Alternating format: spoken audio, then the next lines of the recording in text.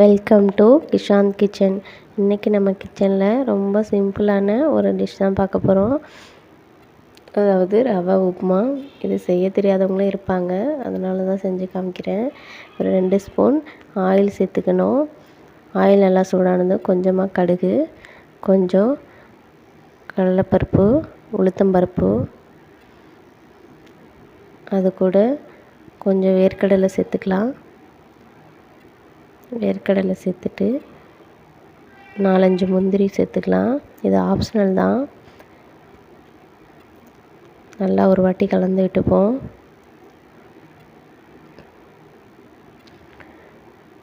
பருப்பு எல்லாம் கொஞ்சம் வறுபட்டதும் இது கூட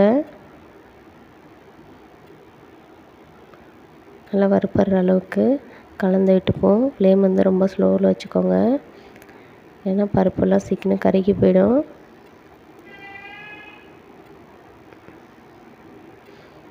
இப்போ எல்லாமே நல்லா வறுபட்டு வந்துடுச்சு. இப்போ ஒரு பச்சை மிளகாய் கட் பண்ணி சேர்த்துக்கிறேன். ஒரு பெரிய வெங்காயம், கட் பண்ண வெங்காயம் சேர்த்துக்கிறேன்.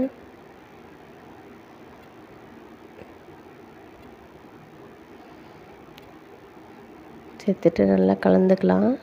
வெங்காயம் நல்லா வதங்கி வரட்டும், ஒரு கண்ணாடி பக்குவத்துக்கு வரட்டும்.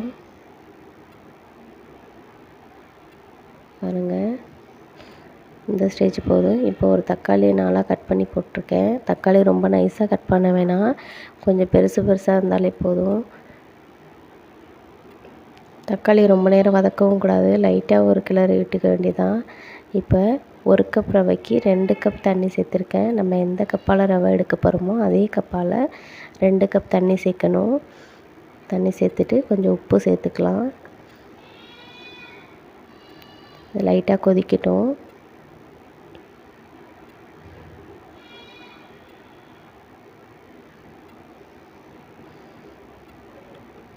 நல்லா கொதித்து வந்தால் தான் நம்ம போட்ட உடனே ரவை நல்லா வெந்து வரும், இல்லைன்னா குழஞ்ச மாதிரி ஆகிடும்.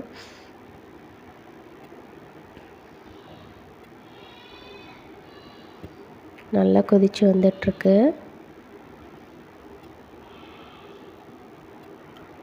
இப்போ வந்து இந்த ரவையை சேர்த்துடலாம். நான் 2 கப் தண்ணிக்கு கரெக்டாக 1 கப் ரவை சேர்த்துருக்கேன். அளவு ரொம்ப முக்கியம். எந்த கப்பால் ரவை எடுக்கிறோமோ அந்த கப்பால் தான் தண்ணியோட அளவும் இருக்கணும். இப்போ நல்லா கலந்து விட்டுக்கலாம். கட்டி இல்லாமல் நல்லா அமர்த்தி விட்டுக்கலாம்.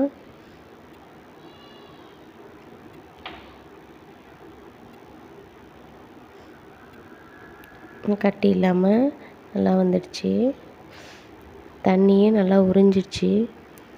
பாருங்கள், இந்த மாதிரி இருக்குது. இது குலைவாக தெரியுதுன்னு கவலைப்பட வேணாம். இந்த ஸ்டேஜ் வரும்போது தண்ணி எல்லாம் சுண்டி வந்ததுக்கப்புறம்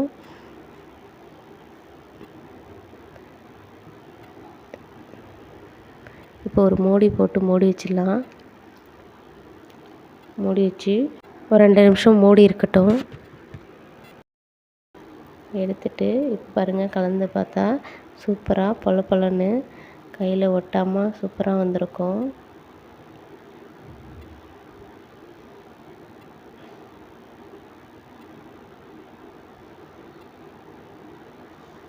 எவ்வளோ அழகாக வந்திருக்கு பாருங்கள், கரண்டியில் கூட ஒட்டாத அளவுக்கு.